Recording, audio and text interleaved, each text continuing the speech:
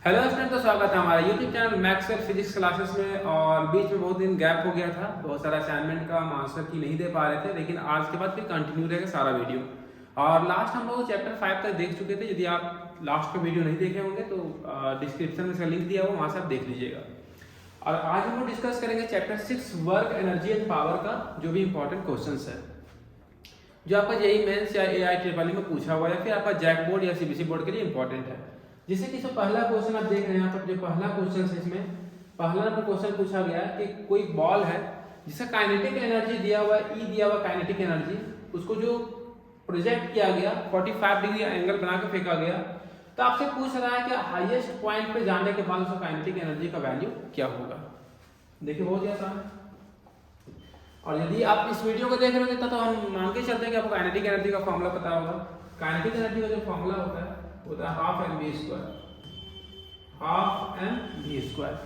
जब इसको कोई भी बॉडी को हम प्रोजेक्ट कर रहे हैं 45 डिग्री एंगल बना के, 45 डिग्री बना के, तो इतना आपको आना चाहिए कि जो अपर मोस्ट पॉइंट जो होता है, हाईएस्ट पॉइंट होता है, वहां पर वर्टिकल कंपोनेंट इसका 0 हो जाता है।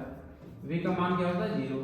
जो हॉरिजॉन्टल कंपोनेंट रहता है वो ओवरऑल कहीं चेंज नहीं करता है। यदि हम इसका इनिशियल स्पीड को u मान लिए तो यहाँ जो वैल्यू हो जाएगा ये हो जाएगा u cos थीटा। यहाँ पर कंपोनेंट टूटेगा u cos थीटा। चलिए इसे सॉल्व करते हैं हम लोग। अब काइनेटिक एनर्जी का वैल्यू निकाल लीजिए। काइनेटिक एनर्जी का इनिशियल जो वैल्यू था k1 जो हो जाएगा हाफ m u का स्क्वायर। इसको इक्वेशन 1 ले लिए जो स्टार्टिंग में था आपका, जिसमें वेलोसिटी कितना था मेरा u, और हाईएस्ट पॉइंट पे जाने के बाद मेरा u का वैल्यू चेंज हो गया। वैल्यू चेंज हो गया, कितना हो गया u cos थीटा। तो ये होगी u2 का मान हो गया, u2 निकाल लीजिए। यहाँ पर u cos थीटा 45 लेना था आपको।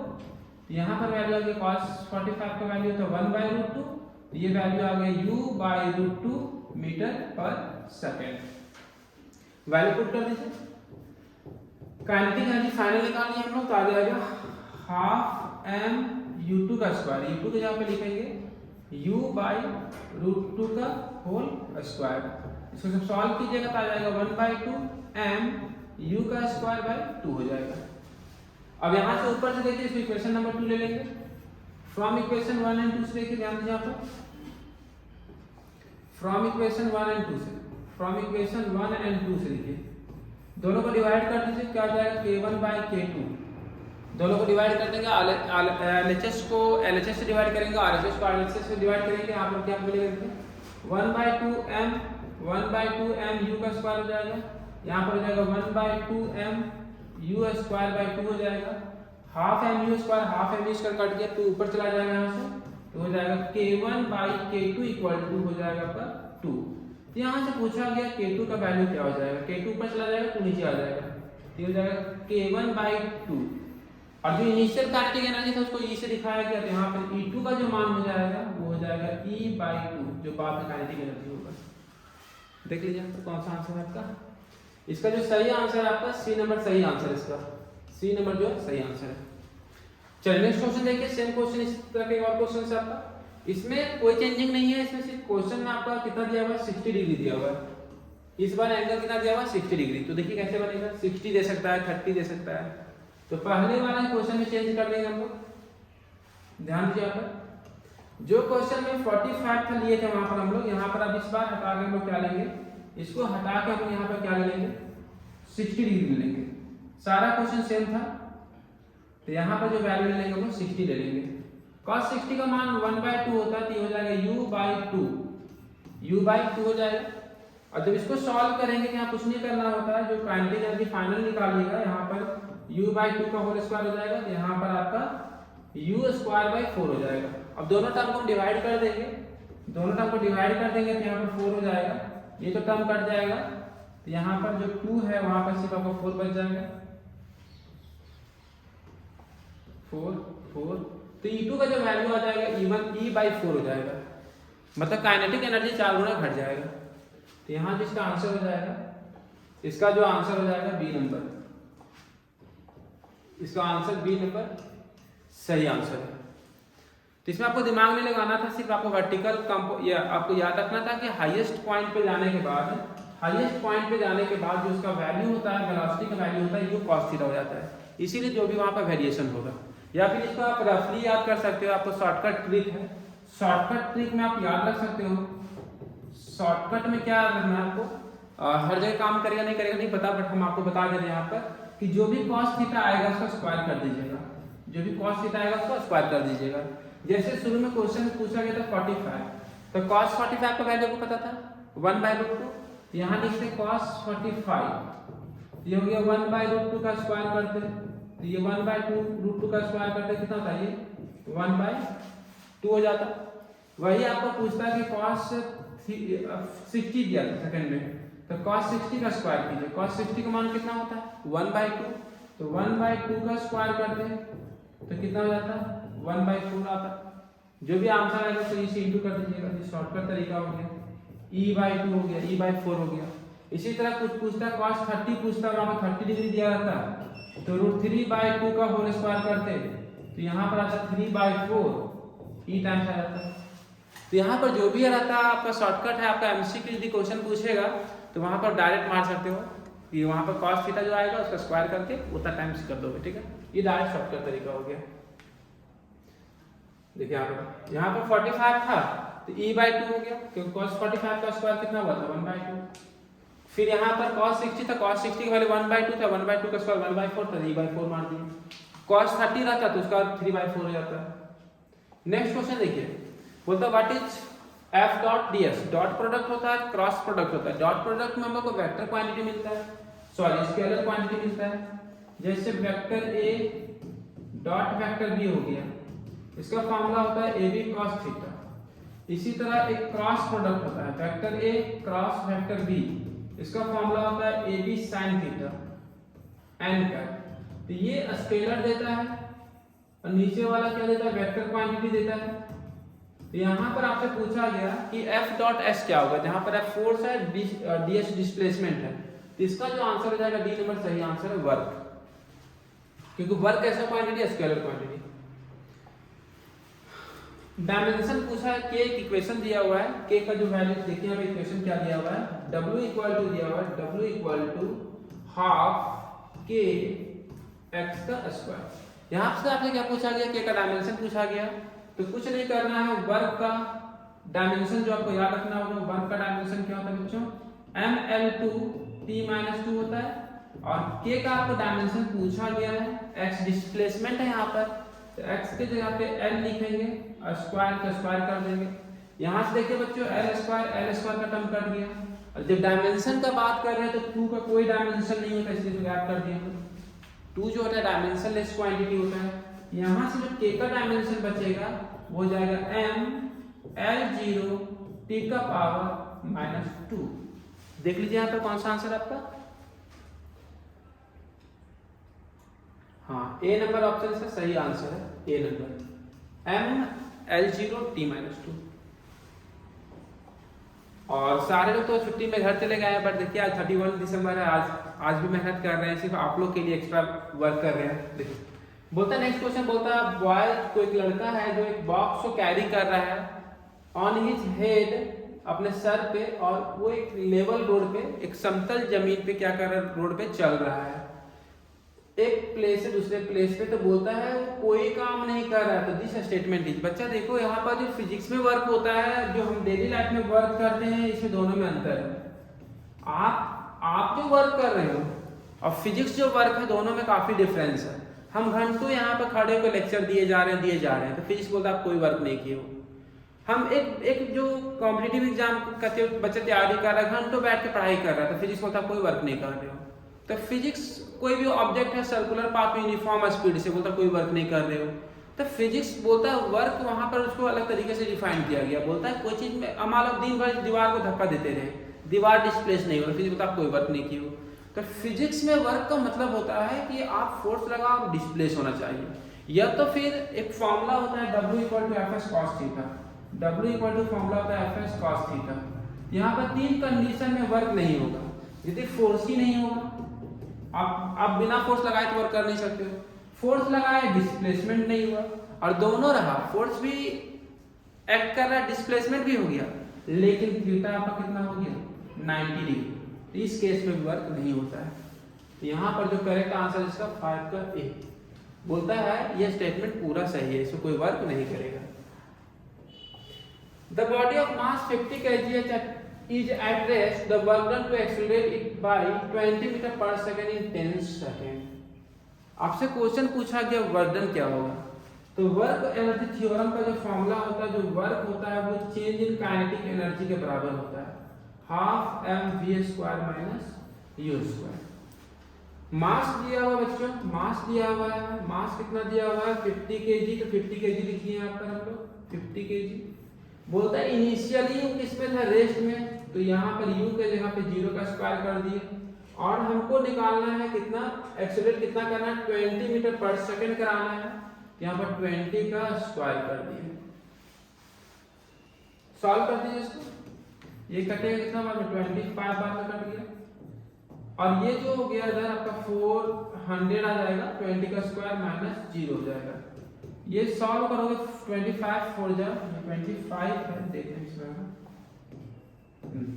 100 हो जाएगा, ये 2 0 एक्स्ट्रा आएगा, और इसी को आप अरेंज वे में लिखोगे तो 10 का पावर 4 जूल हो जाएगा।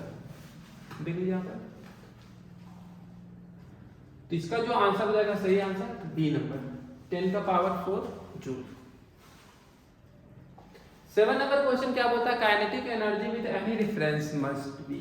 काइनेटिक एनर्जी का फॉर्मूला बच्चों पता होगा, काइनेटिक एनर्जी का जो फॉर्मूला होता है वो होता है हाफ mv का स्क्वायर। अब आपसे कोई सिंपल सवाल पूछे क्या मास नेगेटिव हो सकता है, नहीं, मास जो होगा ऑलवेज पॉजिटिव होगा, और कोई भी नंबर का स्क्वायर हमेशा क्या होता है, पॉजिटिव होता है। तो किसी भी रेफरेंस में लीजिए तो काइनेटिक एनर्जी क्या होगा, हमेशा पॉजिटिव होगा। इसका जो आंसर होगा मस्ट बी ऑलवेज पॉजिटिव। बोलता है काइनेटिक एनर्जी, देखिए नेक्स्ट क्वेश्चन देखिए 8 नंबर क्वेश्चन बोलता है इफ द काइनेटिक एनर्जी, इसमें जो क्वेश्चन था इसके पहले वाला में था काइनेटिक एनर्जी जो होगा हमेशा पॉजिटिव होगा।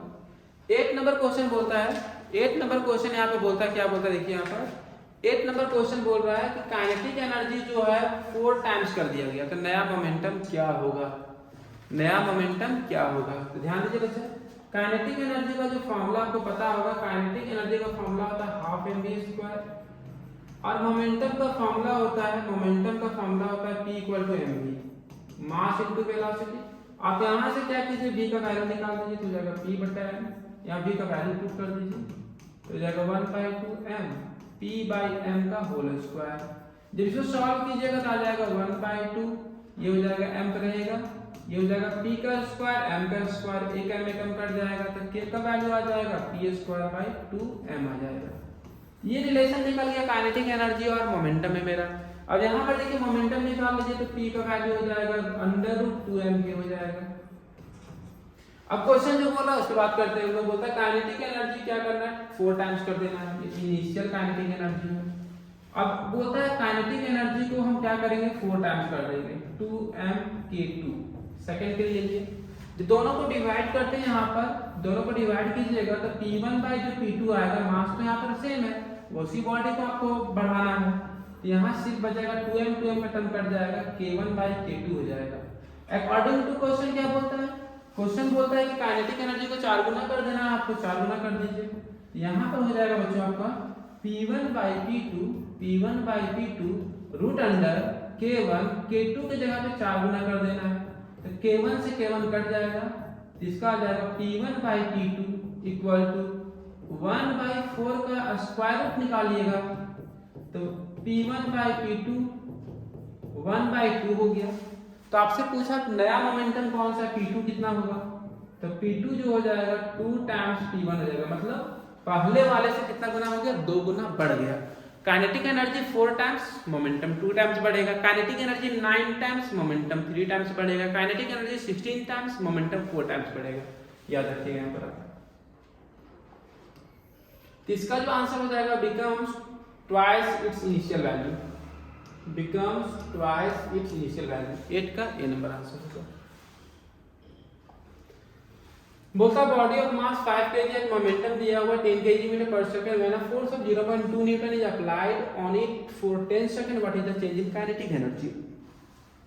आपसे पूछा गया चेंज इन काइनेटिक एनर्जी क्या होगा, तो जो चेंज इन काइनेटिक एनर्जी होता है वो वर्क के बराबर होता है। चेंज इन काइनेटिक एनर्जी जो होता है वो किसके बराबर होता है, वर्क डन के बराबर होता है। या तो हम इसको ऐसे भी निकाल सकते हैं 1/2 m v2 का स्क्वायर माइनस u का स्क्वायर। अब क्वेश्चन में देखिए, क्वेश्चन में क्या बोल रहा था, क्वेश्चन में बोल रहा था मास दिया हुआ है, तो मास लिख दिए 5 kg दिया हुआ था मेरा, ठीक है। मोमेंटम दिया हुआ था, p का मान दिया हुआ था 10 kg मीटर पर सेकंड। यहां से हम क्या किए, इनिशियल वेलोसिटी निकाल लिए, तो p इक्वल टू क्या ले लिए mu, यहां से u निकल गया, p बटा m, p का वैल्यू 10 था, मास 5 था, तो 2 मीटर पर सेकंड मेरा क्या आ गया, इनिशियल वेलोसिटी आ गया, ये u का मान आ गया, ठीक है बच्चों, u का मान आ गया 2 मीटर पर सेकंड। अब यहाँ पे v का हमको जरूरत पड़ा, तो v का फॉर्मूला क्या होता है, तो फोर्स दिया हुआ था, यहाँ पर फोर्स दिया हुआ है, देखिए बच्चों F दिया हुआ है 0.2 न्यूटन, फोर्स दिया हुआ है, मास दिया हुआ है कितना 5 kg, मास दिया हुआ है 5 kg, यहाँ से A निकाल लिए, F इक्वल टू फॉर्मूला होता है ma, तो A इक्वल टू फॉर्मूला हो गया F बाई m। अब यहाँ से F का वैल्यू पुट कर दिए 0.2 और मास पुट कर दिए 5 मीटर पर सेकंड स्क्वायर हो गया, मीटर पर सेकंड स्क्वायर हो गया, यहाँ से A निकल गया। अब यहाँ पर ध्यान दीजिए, v निकालना होगा हमको, फाइनल वेलोसिटी क्या होता है, क्योंकि पूछा गया कि जो फोर्स एक्ट कर रहा है कितना टाइम के लिए, हमको जो वर्क चेंजिंग काइनेटिक एनर्जी निकालना है वो 10 सेकंड के लिए निकालना है। तो यहाँ पर वैल्यू पुट कर दीजिए, u का मान तो मेरा निकल गया था 2 था, a का मान निकल गया 0.2 बाई 5, और कितना समय के लिए, तो 10 सेकंड, ये 10 हो गया, ये कटेगा 2 बार में, तो जाएगा 2 प्लस 0.4, तो ये आ गया 2.4 मीटर पर सेकंड, v निकल गया। बस सारा काम हो गया, हम लोग वैल्यू पुट कर दीजिए, 1/2 मास था 5 kg, ये जाएगा 2.4 का स्क्वायर माइनस 2 का स्क्वायर, इनिशियल वेलोसिटी 2 था मेरा, इनिशियल वेलोसिटी 2 था, फाइनल निकालिए 2.4 मीटर पर सेकंड, जो डेटा दिया हुआ है उसके हेल्प से, ये हो जाएगा 1/2 5। इसको जब सॉल्व कीजिएगा 2.4 का होल स्क्वायर जो होगा आपका हो जाएगा, इसको आप ऐसे लिख सकते हो 5.76 24 का स्क्वायर, और ये हो जाएगा 4। अब इसको सॉल्व कर दीजिए 1/2 इंटू 5, अब इसको माइनस कर दो तो आगे कितना आएगा 1.76 आएगा, पॉइंट घटाएंगे नीचे 2 जीरो आ जाएगा, ये 5 के टेबल में 20 बार आ जाएगा। अब इसको डिवाइड कीजिए, ये हो जाएगा 2 के टेबल में कटेगा 2 9 जा 2 8 जा 16 और 2 8 जा 16, 80 के बाद में कट जाएगा, फिर ये 20 के टेबल में कटेगा 24 जा 4.4 कट जाएगा, ये आ जाएगा जूल। इसका जो सही आंसर है 4.4 जूल है। देखिए यहाँ पर डी नंबर इसका सही आंसर है।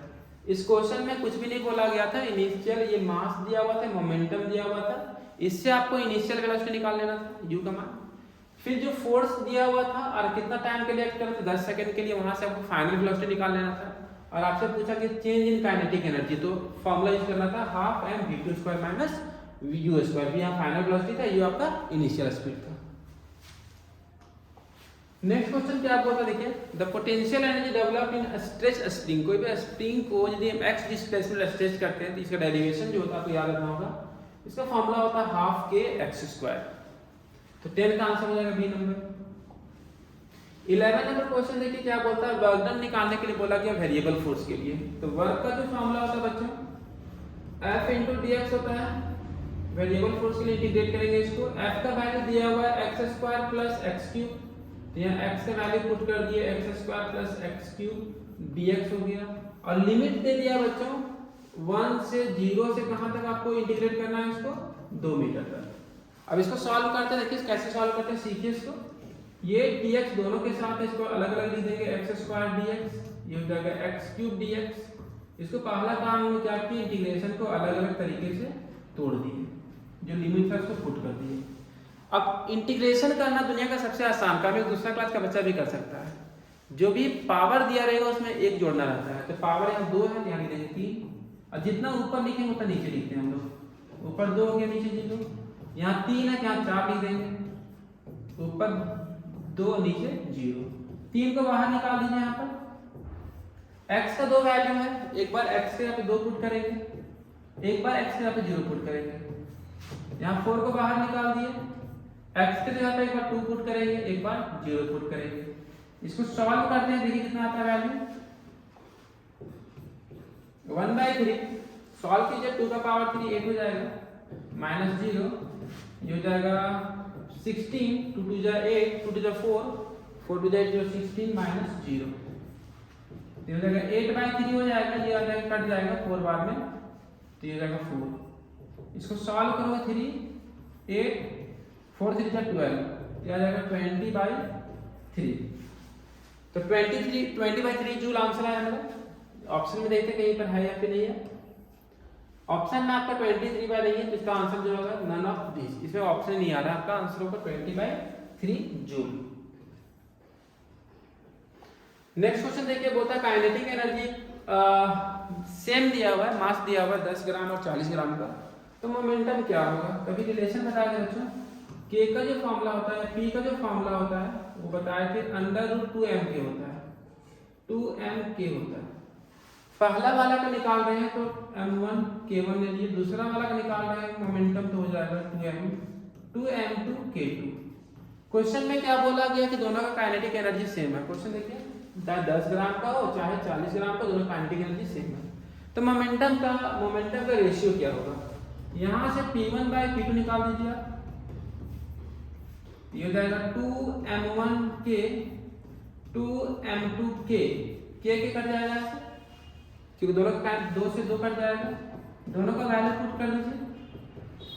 m1 10 ग्राम था, ये 40 ग्राम था, कट जाएगा, तो वो 1/4 का स्क्वायर रूट 1/2 हो जाएगा, तो जिसका आंसर हो जाएगा 1/2। इसका सही आंसर है बी नंबर, सही आंसर है 1/2। बहुत ही आसान क्वेश्चन है, 1 किलो कैलोरी में कितना जूल होता है। बहुत सारे बच्चे को पढ़ने नहीं आता है, तो बच्चे रट्टा मारते हैं।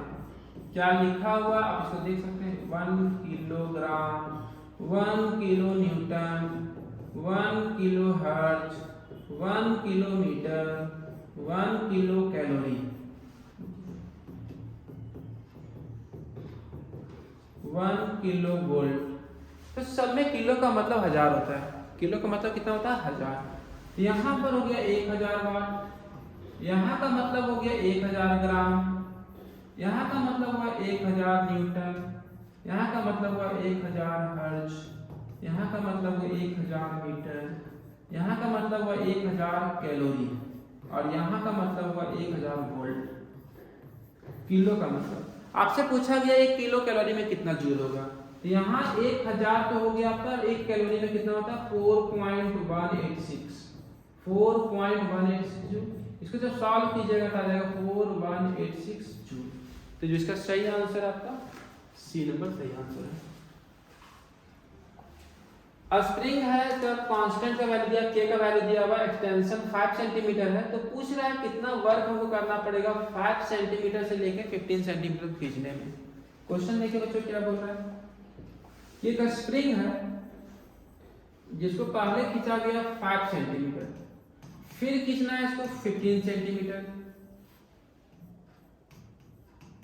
तो आपसे पूछा गया कि कितना वर्क करना पड़ेगा, तो जो वर्क होता है यहाँ पर चेंज इन पोटेंशियल एनर्जी के बराबर होगा, तो हो जाएगा हाफ के xf का स्क्वायर माइनस xi का स्क्वायर।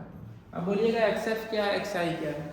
xf है मेरा फाइनल कि कितना हमको खींचना है इसको, और xf मतलब पहले कितना खींचा गया था। यहाँ से k का वैल्यू पुट कर दीजिए, k का वैल्यू दिया हुआ है आपका, k का जो वैल्यू है वो 800 दिया हुआ है, स्प्रिंग कांस्टेंट बोलते हैं इसको। देखिए फाइनली 15 सेंटीमीटर में इसको मीटर में लाना होगा आपको, तो 15 बाई इसको क्या कर दिए 100 का स्क्वायर कर दिए, माइनस पहले कितना था 5/100 का स्क्वायर कर दिए। अब इसी को सॉल्व कर दे कितना आंसर आता है, ये तो कट गया 4 से बाद में, ये स्क्वायर दोनों के ऊपर है, 15 का स्क्वायर 225 हो गया, इसमें कितना जीरो हो गया 4 जीरो, माइनस ये 25 हो गया, नीचे कितना जीरो 4 जीरो, एलसीएम लेके इसको कॉमन निकाल लीजिए, नीचे 4 जीरो आ जाएगा, और 225 में 25 चला जाएगा तो 200 आ जाएगा, इधर 400 था, 2 जीरो कट गया, 2 जीरो कट गया, तो आपका जो आंसर आ गया कितना गया 8 जूल आपका आंसर आ गया। तो इसका जो सही आंसर है बी नंबर। क्वेश्चन नंबर 15 जो आपका इसमें क्या बोलता है देखिए, I cap J cap K cap unit vector है along x y and z axis, तो पूछ रहा है इसमें से कौन सा इनकरेक्ट है। देखिए यहाँ पे टोटल एक्सिस जो होता है 3 होता है, एक्स एक्सिस, वाई एक्सिस और जेड एक्सिस। ये आपका आई कैप हो गया, ये जे कैप हो गया, यहाँ पे के कैप हो गया। जब हम लोग वेक्टर ए डॉट बी निकालते हैं जिसका फॉर्मूला होता है A B cos theta, A B cos theta होता है, जहां पर ए जो होता है वेक्टर ए का मैग्नीट्यूड होता है, बी वेक्टर बी का मैग्नीट्यूड होता है।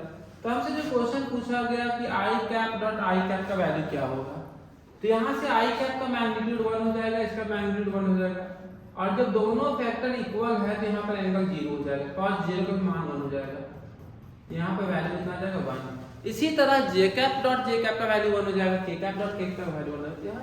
कोई भी इसमें इनकरेक्ट नहीं है, सारा का सारा करेक्ट है। पूछता बहुत ही आसान क्वेश्चन है, 1 इलेक्ट्रॉन वोल्ट कितने का बराबर, डायरेक्ट याद रखने वाला चीज है 1.6 × 10⁻⁻19 जूल। बोलता कोलिजन यदि होगा परफेक्टली इलास्टिक, तो बच्चा याद रखिएगा इससे क्वेश्चन पूछता है। दो तरह का कोलिजन होता है, एक इलास्टिक होता है, एक इनइलास्टिक होता है। एक इलास्टिक होता है, एक होता है आपका इनइलास्टिक। इनइलास्टिक इसमें मोमेंटम जो होता है दोनों में कंजर्व होता है, मोमेंटम जो होगा दोनों में कंजर्व होगा, लेकिन काइनेटिक एनर्जी दोनों में कंजर्व नहीं होता है। मोमेंटम जो होता है इलास्टिक हो चाहे इनइलास्टिक हो, दोनों में कंजर्व रहेगा मोमेंटम, लेकिन काइनेटिक एनर्जी जो होता है वो आपका इलास्टिक कोलिजन में कंजर्व रहेगा, लेकिन इलास्टिक में नॉन इलास्टिक में नॉट कंजर्व रहेगा। ये हो गया कोलिजन। यहां से बहुत सारा क्वेश्चन पूछता है आपका, याद रखिएगा इलास्टिक कोलिजन में दोनों कंजर्व रहेगा, मोमेंटम और काइनेटिक एनर्जी, वो काइनेटिक एनर्जी कोई लॉस नहीं होगा, लेकिन इनइलास्टिक जो होगा उसमें काइनेटिक एनर्जी कंजर्व नहीं होता है। तो इसमें क्वेश्चन पूछा गया इलास्टिक है तो दोनों कंजर्व रहेगा, तो इसका आंसर जो हो जाएगा बोलता है मोमेंटम नॉट कंजर्व, गलत है, नॉट कंजर्व, हाँ दोनों कंजर्व रहेगा, इसका आंसर हो जाएगा सी नंबर। नेक्स्ट क्वेश्चन बोलता है कि कौन सा कंजर्वेटिव फोर्स है। एक होता है कंजर्वेटिव फोर्स, एक होता है non conservative force. Conservative force वैसे फोर्स को बोलते हैं जो जिसका वर्क पाथ पे डिपेंड नहीं करता है, और नॉन कंजर्वेटिव फोर्स बोलते हैं जिसका वर्क पाथ पे डिपेंड करता है। जैसे कोई ऑब्जेक्ट को आपको ए से बी लेके जाना है, ऊपर की उठाना है, इसको ले जाने का ढेर सारा तरीका है। इसको ले जाने का हम 3 तरीका दिए, एक हम ए से बी डायरेक्ट ले गए, एक इसको ऐसे पहुंचाए, और इसमें हम इसको इस तरह से पहुंचा रहे हैं। तो बोलता है इसमें तीनों में वर्क ज्यादा किसमें करना पड़ेगा, तीनों में वर्क सेम करना पड़ेगा, क्योंकि तीनों का पोजीशन क्या है, सेम है। लेकिन किसी को चलना है ए से बी, अब वो 3 रास्ते से जा रहा है, पहला रास्ता, दूसरा रास्ता और तीसरा रास्ता, वो चल के जा रहा है। तो यहाँ पर वर्क जो होगा सबसे ज्यादा तीसरा करना पड़ेगा, क्योंकि फ्रिक्शन फोर्स काम करता है। यहाँ पर जो काम कर रहा है ग्रेविटेशनल फोर्स काम कर रहा है। तो बोलता है यहाँ पर जो वर्क है वो पाथ इंडिपेंडेंट है, पाथ से कोई मतलब नहीं है। तो यहाँ ग्रेविटेशनल जो फोर्स हुआ कंजर्वेटिव फोर्स हो गया। इसी तरह इलेक्ट्रिकल जो फोर्स होता है वो कंजर्वेटिव फोर्स होता है, लेकिन फ्रिक्शनल जो फोर्स होता है वो कैसा होता है, नॉन कंजर्वेटिव होता है, क्योंकि वहां जो वर्क है पाथ पे डिपेंड कर जाता है। इसका जो आंसर हो जाएगा कंजर्वेटिव फोर्स का ग्रेविटेशनल फोर्स हो जाएगा। 19 नंबर का क्वेश्चन बोलता है नॉन कंजर्वेटिव, तो भी बताया फ्रिक्शनल फोर्स हो जाएगा, क्योंकि पाथ पे उसका वर्क डिपेंड करता है। क्वेश्चन देखिए बोलता है कि कोई भी बॉडी है जो डिस्टेंस कितना 10 मीटर चलना है, फोर्स 10 मीटर लगा रहा है, वर्क कर रहा है 25 जूल। तो बताइए कि कितना एंगल निकालना है। तो फॉर्मूला आपको पता है, वर्क का जो फॉर्मूला होता है Fs cos थीटा। यहां से cos थीटा निकालने के लिए बोला गया, W का वैल्यू दे दिया था, W कितना दिया था 25 जूल, फोर्स दिया हुआ था 10 और डिस्टेंस दिया हुआ था 10, और हमसे पूछा गया cos थीटा का वैल्यू। ये 25 हो गया, ये 100 नीचे आ गया, इक्वल टू cos थीटा, ये कट जाएगा तो 1/4 हो गया। तो cos थीटा 1/4 हो गया, तो थीटा का वैल्यू जो हो गया वो cos इनवर्स 1/4 हो गया, cos इनवर्स 1/4।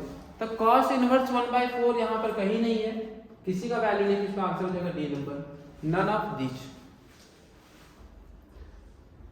21 नंबर क्वेश्चन होता है फोर्स दिया हुआ है, बर्डन दिया हुआ है। तो फोर्स का जो फॉर्मूला, वर्क का जो फॉर्मूला होता है आपको पता है F डॉट S, और इसमें बहुत ही आसान होता है इसको सॉल्व करना। I को I के साथ इंटू करते हैं, J को J के साथ और K को K के साथ।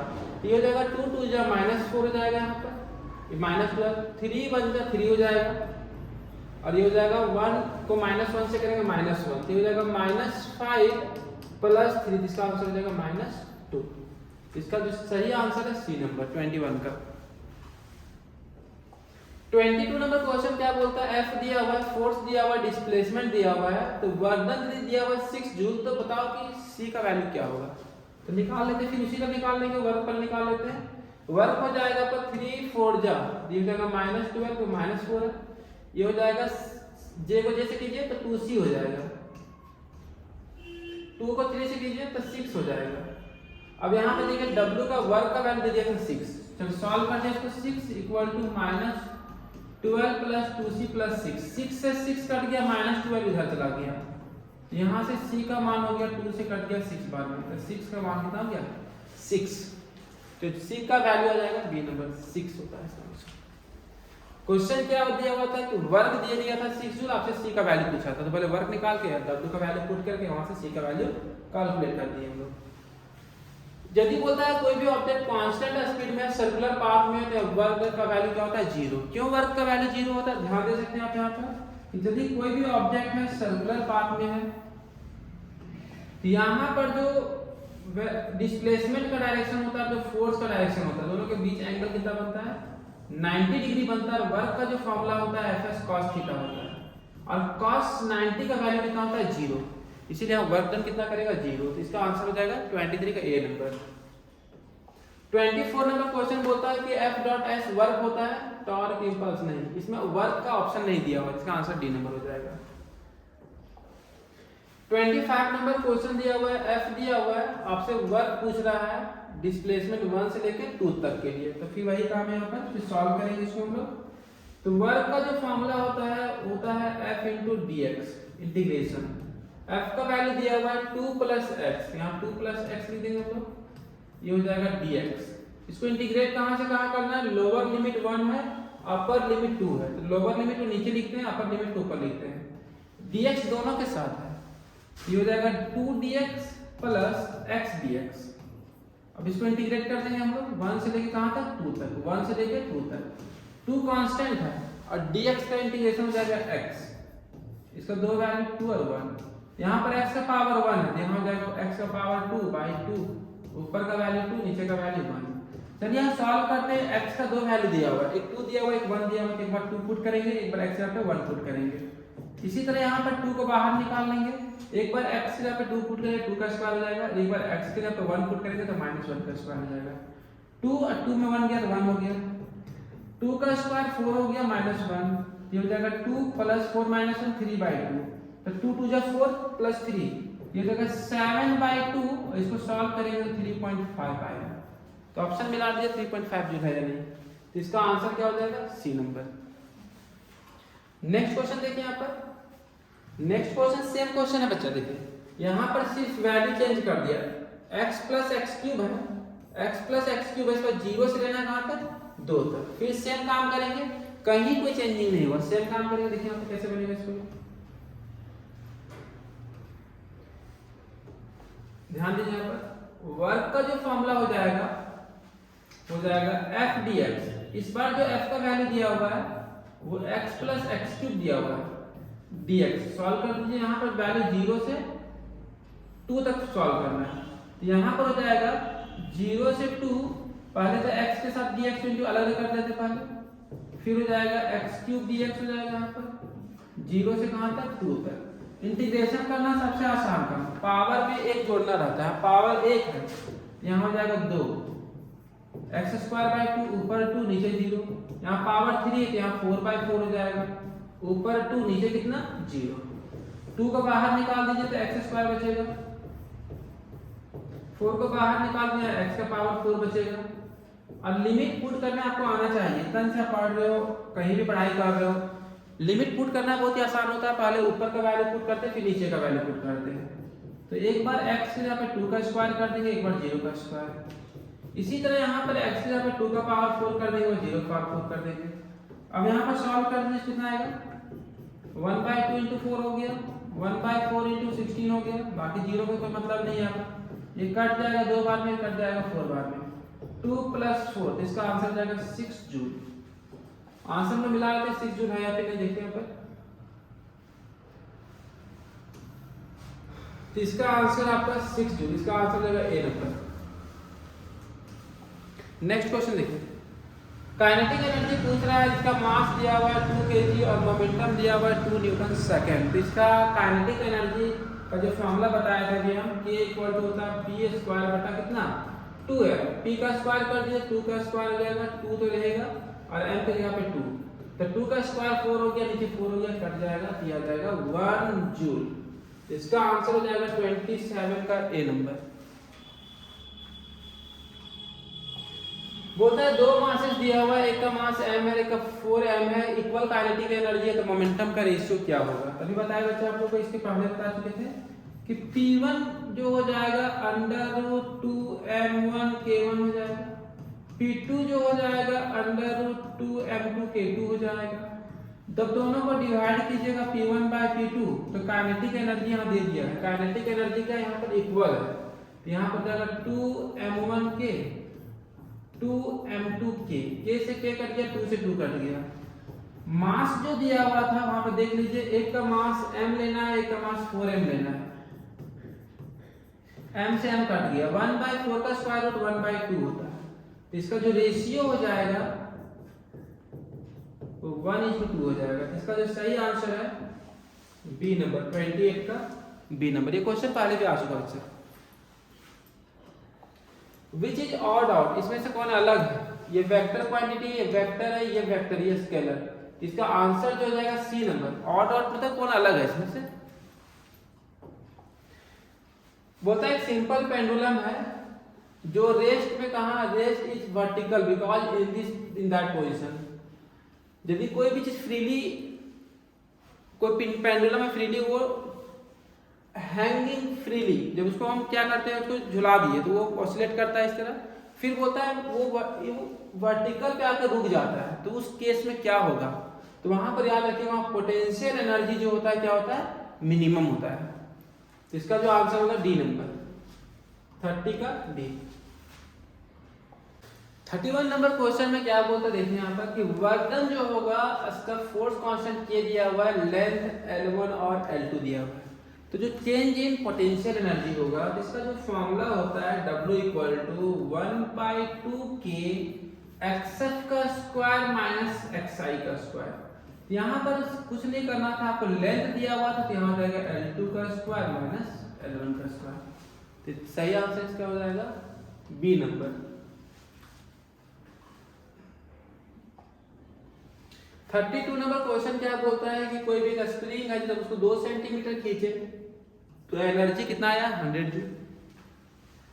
2 सेंटीमीटर और खींचे तो बोलता है कितना एनर्जी उसका इंक्रीज कर गया। तो चलिए देख लेते हैं हम लोग। इनिशियल जो काइनेटिक एनर्जी, इनिशियल जो पोटेंशियल एनर्जी था ½ k x1 का स्क्वायर, फाइनल जो था ½ k x2 का स्क्वायर। पहले दोनों का देख लेंगे, दोनों में कितना चेंजिंग आया, दोनों को डिवाइड कर देंगे हम लोग, ½ k तो ½ k कट जाएगा, तो u1/u2 जो आ जाएगा वो हो जाएगा x1/x2 का होल स्क्वायर। यहां से निकाल लेंगे कि मेरा एनर्जी में कैसा रिलेशन आ रहा। देखिए x1 का वैल्यू 2 सेंटीमीटर था और x2 जो था 4 सेंटीमीटर था, तो जब इसको सॉल्व कर रहे हैं तो यार u1/u2 इक्वल टू आ रहा है 1/2 का होल स्क्वायर, मतलब u1/u2 का वैल्यू 1/4 आ गया, तो u2 का वैल्यू कितना आ गया 4 टाइम्स u1 आ गया। मतलब जो मेरा फाइनल काइनेटिक एनर्जी है, मतलब फाइनल पोटेंशियल एनर्जी पहले तो मेरा 100 जूल था, तब मेरे पास एनर्जी कितना आ गया, कितना आ गया 400 जूल आ गया। अब बोलता है कितना का अंतर आया, पहले तो मेरे पास 100 था, अब 400 जूल आ गया, तो अंतर कितना इंक्रीज कर गया। तो इंक्रीज कितना कर गया u2 माइनस u1, तो 400 माइनस 100, तो इंक्रीज मेरा कितना किया था 300 जूल। इसका जो सही आंसर है कौन सा आंसर है सी नंबर। पावर का ऐसा यूनिट क्या बच्चा, टफ क्वेश्चन है, वाट। पावर को हम लोग एक्सप्रेस कर सकते हैं F डॉट V से, बहुत ही आसान है, कैसे निकालें देखिए। पावर का फॉर्मूला होता है वर्क बाय टाइम, वर्क का टाइम फॉर्मूला होता है F dot S by T, displacement by time क्या होता है, वेलोसिटी, तो F dot V। Next number question देखिए 35 नंबर क्वेश्चन क्या बोलता है, इलास्टिक कोलिजन में क्या होगा अभी बताएं। इलास्टिक में दोनों कंजर्व रहेगा, both momentum and kinetic energy conserve. 35 का आंसर हो जाएगा ए नंबर। 36 नंबर बोलता है इन इलास्टिक में सिर्फ मोमेंटम कंजर्व रहेगा। A bullet is fired and gets embedded in a block kept on a table. If table is frictionless, then kinetic energy gets conserved, potential energy conserved। हमेशा देखिए कोई भी collision होगा तो momentum conserve रहता है, तो इस केस में क्या होगा, सिर्फ मोमेंटम कंजर्व रहेगा, क्योंकि इसका स्पीड कुछ ना कुछ तो घट ही जाएगा, वहां पर पोटेंशियल एनर्जी कुछ ना कुछ चेंजिंग होगा। 37 का आंसर सी होगा। 38 नंबर देखिए क्या बोलता है कि कोई 10 kg का एक बॉल है जिसका स्पीड दिया हुआ है 2 मीटर पर सेकेंड, 20 kg का कोई ऑब्जेक्ट से टकराता है जो रेस्ट में है, और दोनों क्या करता है, कोलैप्स कर जाता है, तो फाइनल वेलोसिटी क्या होगा। क्वेश्चन को समझिए पहले। कोई एक 10 kg का ऑब्जेक्ट है, इसका स्पीड दिया हुआ है 2 मीटर पर सेकेंड, ये 10 kg वाला है, इसको मान लिए m1, इसको मान लिए u1। जो दूसरा है 20 kg का है, इसको मान लिए m2, इसका स्पीड दिया हुआ 0। जब टकरा गया, ये बिफोर कोलिजन का कहानी है, बिफोर कोलिजन, अभी टकराया नहीं है। टकराने के बाद का क्या सिचुएशन है कि दोनों एक साथ चिपक जाता है, दोनों एक साथ चिपक जाता है, छोटा वाला बड़ा वाला से। अब दोनों का स्पीड जो दिया हुआ है क्या है वो पूछ रहा है, क्या है वो पूछ रहा है। इसका मास 10 kg, इसका मास 20 kg। तो बोलता है यहाँ पर ये हो गया आफ्टर कोलिजन, टकराने के बाद का सिचुएशन है ये, आफ्टर कोलिजन। तो मोमेंटम जो होता है before collision after collision conserve रहता है। मोमेंटम निकाल दीजिए इसका, m1 u1 plus m2 u2, और यहाँ हो जाएगा m1 प्लस m2, और दोनों का वेलोसिटी कितना है v। m1 का वैल्यू 10 दिया हुआ, u1 2 दिया हुआ, m2 20 है, u2 0 है, m1 10 है, m2 20 है, और v हमको पता नहीं है, तो 0 हो जाएगा।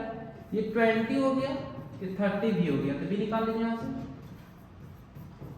20/30 तो ये जाएगा 2/3 मीटर पर सेकेंड, 2/3 मीटर पर सेकेंड, इसका आंसर हो जाएगा डी नंबर, 2/3 मीटर पर सेकेंड। 39 नंबर क्वेश्चन बोलता है कोएफिशिएंट ऑफ रिलेटिव क्या होगा, परफेक्टली इलास्टिक कोलिजन के लिए कितना होगा, सी, क्योंकि जितना वेलोसिटी ऑफ सेपरेशन होगा उतना ही वेलोसिटी ऑफ अप्रॉच होता है इसमें।